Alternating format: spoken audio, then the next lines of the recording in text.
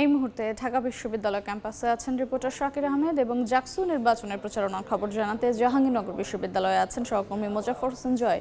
সরাসরি প্রথমে যাচ্ছি শাকিরের কাছে।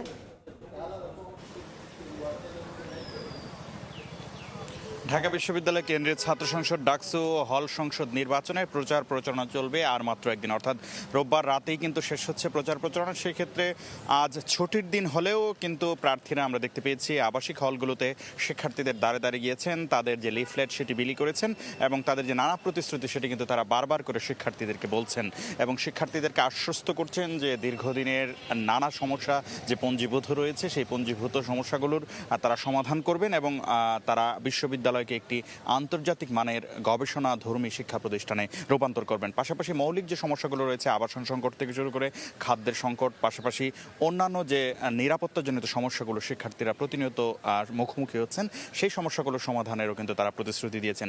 পাশাপাশি তারা ভোটের পরিবেশ নিয়ে কথা বলেছেন যে অনেক প্রার্থী আচরণবিধি লঙ্ঘনের যে সীমা সেটি কিন্তু অতিক্রম করেছেন, তারপরও বিশ্ববিদ্যালয় প্রশাসন বিশেষ করে চিফ রিটার্নিং অফিসারের কার্যালয় তাদের বিরুদ্ধে কোনো ধরনের ব্যবস্থা নিচ্ছে না এবং তারা এও বলেছেন যে ভোট কেন্দ্র অপর্যাপ্ত, অর্থাৎ ৩৯,০০০ যে ভোটার সেই শিক্ষার্থীদের জন্য ভোট দেওয়ার জন্য যে ৮টি ভোট কেন্দ্র সেটিকে তারা অপর্যাপ্ত বলছেন এবং বলছেন সেই কেন্দ্রগুলো সংশ্লিষ্ট হল থেকে অনেক দূরে হওয়ায় শিক্ষার্থীরা আসলে ভোটদানে নিরুৎসাহিত হবেন এবং তারা বারবার করে বলছেন যে কেন্দ্র সংখ্যা যেন শেষ মুহূর্তে হলেও বাড়ানো হয় সেই দাবি কিন্তু তারা রাখছেন।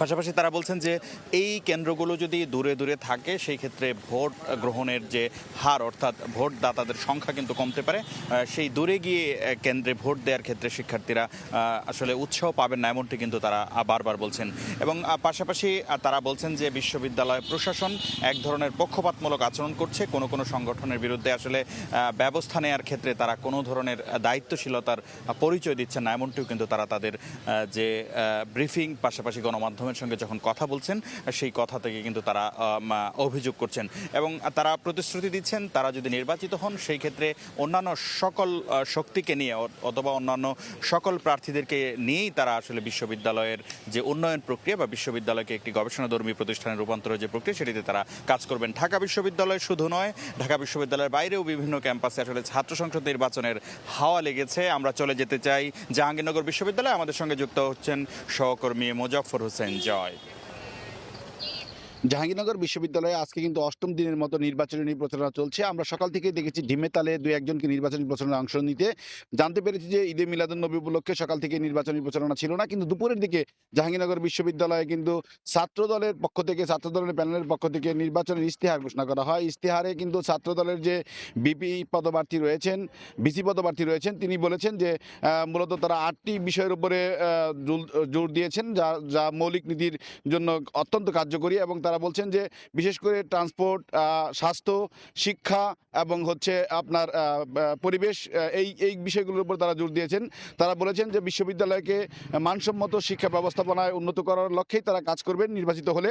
একই সাথে তারা বলেছেন স্বাস্থ্যগত চিকিৎসার ব্যাপারে জাহাঙ্গীরনগর বিশ্ববিদ্যালয়ে যথেষ্ট অবকাঠামোর স্বল্পতা রয়েছে, সেগুলো তারা উন্নয়নের জন্য কাজ করবেন। একই সাথে তারা বলছেন যে পরিবেশগত যে উন্নয়ন, অর্থাৎ জাহাঙ্গীরনগর বিশ্ববিদ্যালয়ে যে প্রাকৃতিক সৌন্দর্য রয়েছে এবং প্রাণী জগতের যে বিপর্যয় রয়েছে সেগুলো তারা রোধ করবেন এবং একই সাথে তার ধারাবাহিকতা রক্ষা করবেন। তারা বলেছেন যে ডাইনিংয়ে যে খাবার ব্যবস্থাপনা রয়েছে সেখানে অব্যবস্থাপনার ব্যাপার রয়েছে, সেগুলো তারা দিকে জোর দেবেন এবং সেই খাবার ব্যবস্থাপনায় তারা আরও উন্নত খাবারের ব্যবস্থা করবেন। একই সাথে কিন্তু তারা বলেছেন যে জাহাঙ্গীরনগর বিশ্ববিদ্যালয়ে আরেকটি বড় সমস্যা হচ্ছে পরিবহন সমস্যা। এই পরিবহন সংকটটি দূর করতে তারা কাজ করে যাবেন।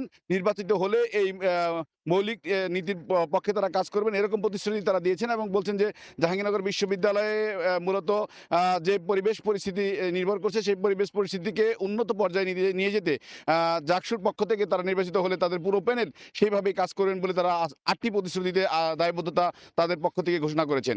তো জাহাঙ্গীরনগর বিশ্ববিদ্যালয় থেকে অষ্টম দিনে নির্বাচনী প্রচারণা আজকে আমার কাছে এই ছিল সর্বশেষ। ডাকসু নির্বাচনের প্রচারণার খবর জানছিলাম জাহাঙ্গীরনগর বিশ্ববিদ্যালয় ও ঢাকা বিশ্ববিদ্যালয় ক্যাম্পাস থেকে।